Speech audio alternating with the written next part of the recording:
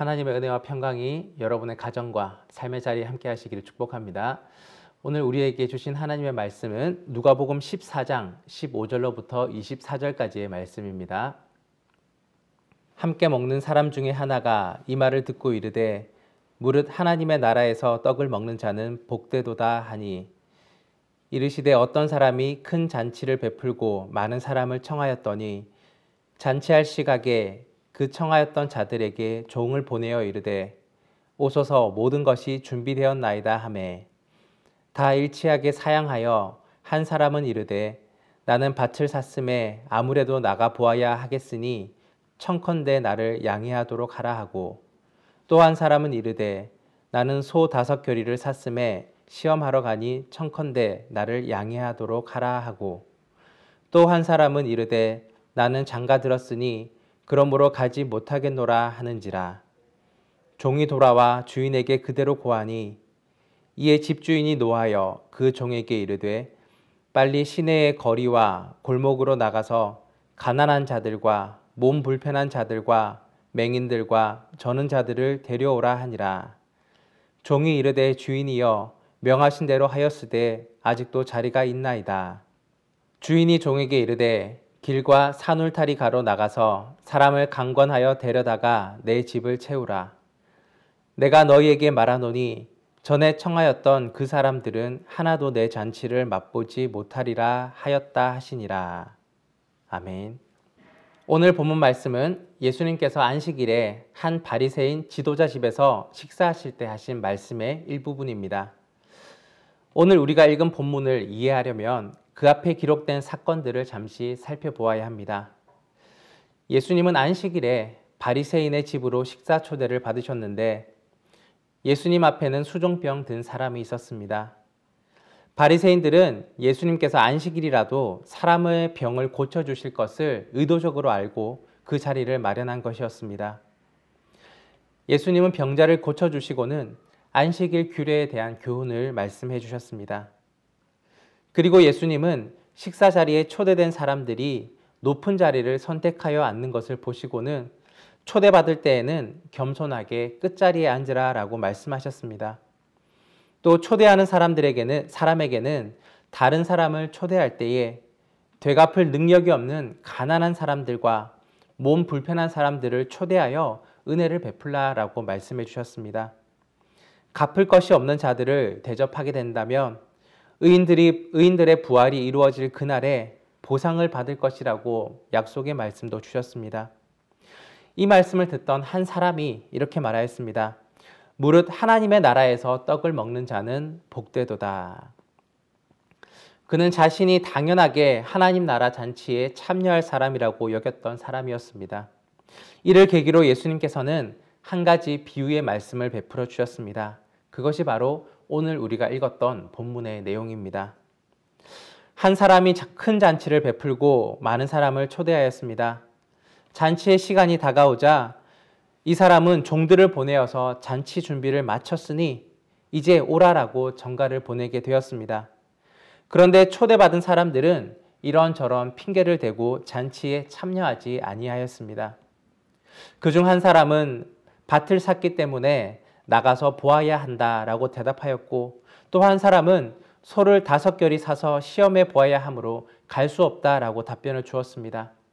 그리고 또 한 사람은 장가 들었으니 갈 수 없다라고 답변을 주게 되었습니다. 잔치를 준비한 주인은 분노했고 거리와 골목에 나가서 가난한 사람들과 몸 불편한 사람들을 잔치에 참여시키도록 하였습니다. 그래도 아직 자리가 남아있기에 종들을 다시 보내어 길과 산울타리가에 나가서 사람들을 데려와 잔치를 참여시키라고 말하였습니다. 이 비유에서 언급된 잔치에 불참하는 이유는 신명기에 기록된 율법의 내용을 떠올리게 합니다. 신명기에는 전쟁에 나가지 않아도 되는 사유들이 기록되어 있습니다. 신명기 20장 5절에서 7절까지의 말씀입니다. 책임자들은 백성에게 말하여 이르기를 새 집을 건축하고 낙성식을 행하지 못한 자가 있느냐? 그는 집으로 돌아갈지니 전사하면 타인이 낙성식을 행할까 하노라. 포도원을 만들고 그 과실을 먹지 못한 자가 있느냐? 그는 집으로 돌아갈지니 전사하면 타인이 그 과실을 먹을까 하노라. 여자와 약혼하고 그와 결혼하지 못한 자가 있느냐? 그는 집으로 돌아갈지니 전사하면 타인이 그를 데려갈까 하노라 하고. 새 집을 건축하고 낙성식을 행하지 못한 자, 포도원을 만들고 그 과실을 먹지 못한 자, 여자와 약혼하고 결혼하지 못한 자. 이러한 사유가 있으면 전쟁에 소집되었더라도 집으로 돌아갈 수 있는 예외 조항으로 인정되었습니다. 특히 새로이 아내를 맞이한 사람은 군대로 보내지 말고 1년 동안 집에 있으면서 아내를 즐겁게 하라고 기록되어 있습니다. 신명기 24장 5절 말씀입니다. 사람이 새로이 아내를 맞이하였으면 그를 군대로 보내지 말 것이요 아무 직무도 그에게 맡기지 말 것이며 그는 1년 동안 한가하게 집에 있으면서 그가 맞이한 아내를 즐겁게 할지니라. 아멘. 잔치 참석을 거절한 사람들이 내세웠던 이유들은 율법의 조항들을 교묘하게 이용한 것이었습니다. 율법에서 정한 전쟁에 참여하지 않아도 되는 이유, 그 정도면 잔치에 참여하지 않아도 될 것이라고 생각했던 것으로 보입니다. 하지만 잔치를 주최하였던 주인은 이 이유를 듣고 분노하였습니다. 이 모든 핑계들은 잔치를 거스릴 수 있는, 그 약속을 깰 수 있는 합당한 이유가 될 수 없었기 때문입니다. 유대인들의 관습은 이렇습니다. 잔치를 여는 사람들은 사전에 날짜를 정한 다음에 종을 보내어서 초대한 사람들의 참석 여부를 물어봅니다. 그리고 조사된 참여 인원에 맞게 잔치를 준비하는 것입니다. 그리고 모든 잔치 준비가 끝나면 종을 다시 보냅니다. 그리고 초대한 사람들을 모시고 오게 합니다. 종들을 두 번째 보내었을 때 초대에 거절한 것은 엄청난 결례였습니다. 잔치를 베푼 사람을 완전히 무시한 태도이기 때문입니다.